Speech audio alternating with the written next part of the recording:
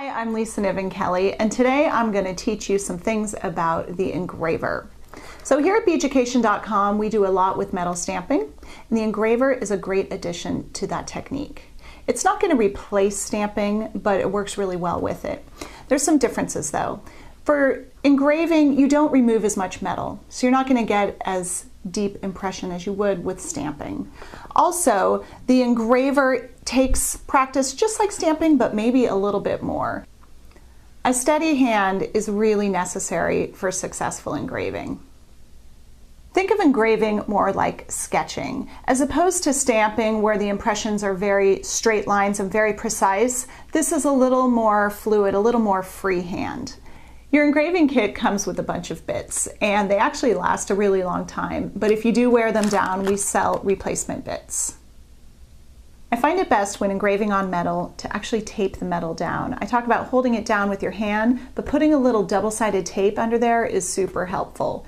So before we get started, let's remember a couple of safety things. Safety goggles that protect our eyes, and because we don't want to be breathing in the dust that engraving creates, the metal dust, let's get a dust mask.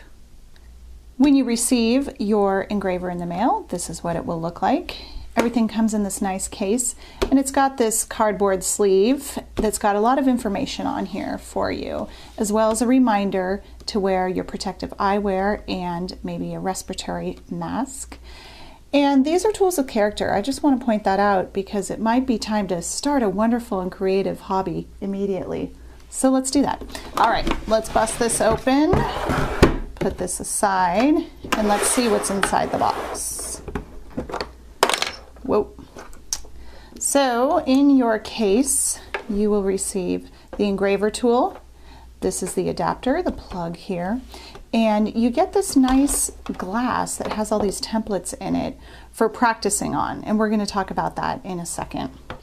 The kit also comes with 6 different grinding bits. One will come in your engraver, and the rest are here.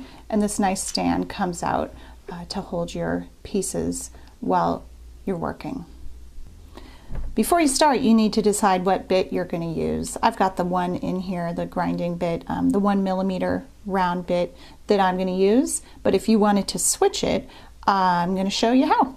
Let's unplug the tool first, and taking an old pair of chain nose, not your nice jewelry ones, you're just going to grab it and pull it out, just with some muscle. Same goes for putting it back in. There's no release, it's just a nice strong yank. And then this is how you plug it in to this little 3-prong section here. Then I'm going to plug it into the wall, and we're ready to rock. What we've done here was just start to practice. You can see some doodles down here and some wordage up here. We wrote with a Sharpie pen first, and then went over that with the engraver. So we sort of had a guide, and we're easily able to place where we wanted all our words. What I want to point out about engraving is that it doesn't come out with perfect straight lines. It ends up more looking like you sketched it. So just like with stamping, this takes a little bit of practice to get the feel for it. So you can see here in this alphabet that we've engraved out here between our lines, the ABC is a little bit jumpy, and it gets a little smoother towards the edge. I have found that every time I engrave, I need to practice a little bit first before working on my actual piece. Every time you pick up the engraver, you need to get a feel for how it works. So another question here that you might have is about gauges of metal. You can engrave on any metal, any hardness and any thickness. It only takes out a little bit of layer on the top, so you can engrave on pretty thin stuff as well. It's going to be a little more difficult to engrave on particularly hard metals. But the particular metals that we concentrate on when making jewelry, like copper and sterling and gold-filled, work great with this tool. Before we get started, let's talk about how to hold this tool. The nice thing about it being so small is that you can hold it like a pen. When I first picked up the tool, I was working with it like this, with my pointer pressing down on the button as I worked. But after practicing a while, I found it much easier to hold the power button underneath my thumb. That gave me more control with my pointer out here to direct the tool. So in my opinion, it's much easier to hold and work like this. The glass that is included in the kit is for you to practice on. It's going to feel a little different when you move into metal because the glass is so soft, but it's a great way to practice and see sort of how the tool feels. It also comes with some papers on the inside, so if you wanted to try to trace a pattern and follow, like, you know, the outline of this bird, that's what they're for. But let's just play a little bit on this glass.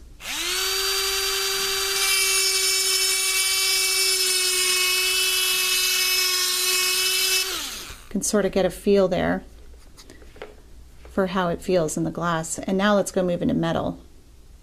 When you first start out with the tool, I suggest you turn it on and just place it against the metal like you're trying to do just a small polka dot, so you can get a feel for what happens with the tool. You can feel that it sort of pulls, and what happened was I wasn't holding this firmly and it kind of moved your metal. So you got to pay attention to all this stuff. Hold your metal down very firmly so that the tool doesn't move it, and then just be aware that, remember, it rotates to the right, so it almost wants to pull that way, so you have to counter that just a little bit, and that's what practice is for. So let's just do a little doodle here.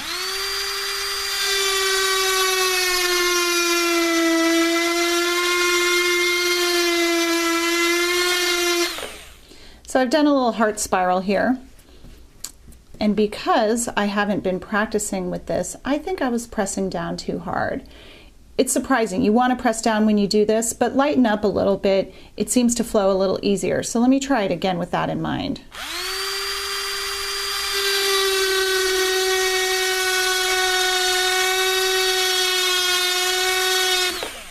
I think that came out a little bit better.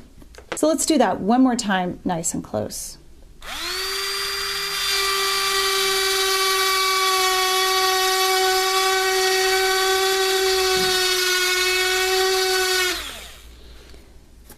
So you can see my third one's the best here, and I've found that I do need to practice a little bit before moving into, say, my sterling. If I wanted to draw this design on my sterling, I would work on my copper first. Let's talk about just doing plain polka dots with the engraver.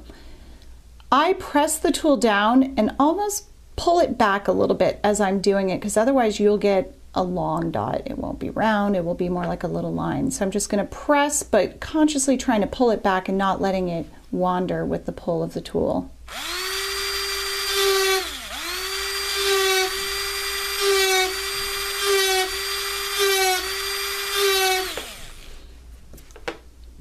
Another tip is I find that when I start a design, a letter, or whatever I'm going to be writing here, I like to press the tool down and hold it a little bit before I start with the stroke. It reminds me sort of how it feels to have it in the metal. Before I did that trick, I would start my line and it would be very jumpy because that learning curve was happening as I was moving. So let's try that.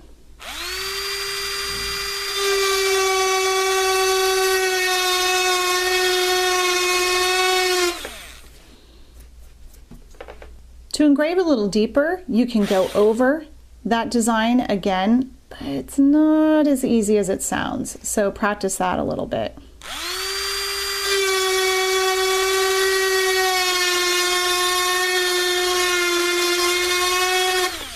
See, I didn't do the best job at staying on that line, but if I came through with 2 or a 3rd or a 4th line to thicken it up, I think it would look nice. So just like stamping, we want to add a little bit of black into the impressions here so that we can see it better. Remember, this is much lighter than stamping, so a lot of that black is going to just buff out. But let me show you what it looks like. I could oxidize this with liver of sulfur or lightly with silver black, but I'm just going to do the cheap and dirty way here with the Sharpie, which works just fine. And I'm going to wipe it away quickly while it's wet, and then with my Pro Polish pad, just buff the rest of it off.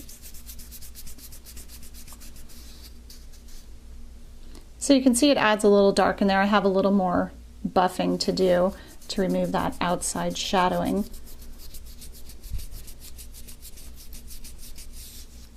So you can see here, because we don't go as deep into the metal as stamping does, you don't get as much contrast. When you stamp a letter into metal, it's much deeper, so the black goes down deeper. This is just a little bit lighter. So instead of adding dark to the engraving like we did with the Sharpie pen just now, you can do the opposite, and I really like the way this works up, by starting with an oxidized piece, engraving it out, so removing it, or doing the same here. This is a piece of anodized aluminum. This is a piece of sterling that we completely oxidized and then engraved, which exposed the sterling underneath but left the darkness on top. This is a piece of copper, so let's see what that looks like if we engrave on top of it.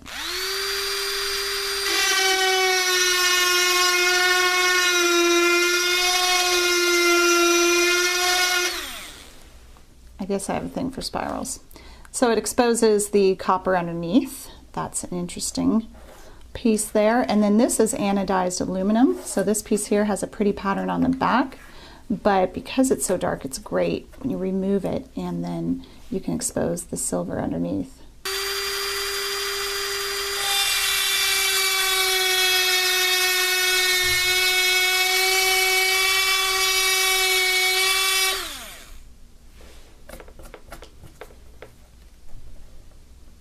I want to show you a trick for using templates as a guide to maybe put like a circle border or something onto your metal.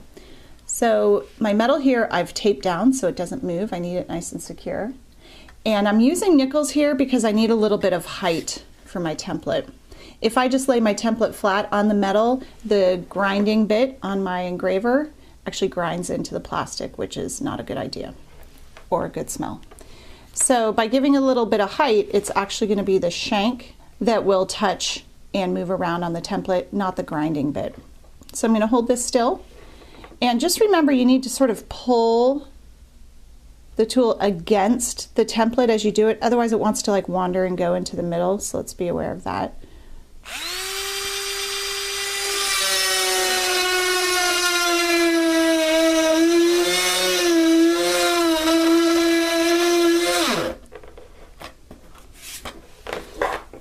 Got a perfect little circle on there.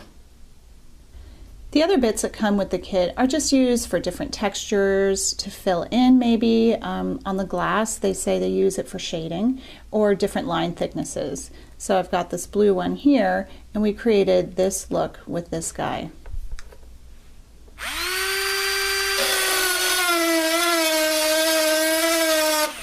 You can fill in or get a thicker line with it.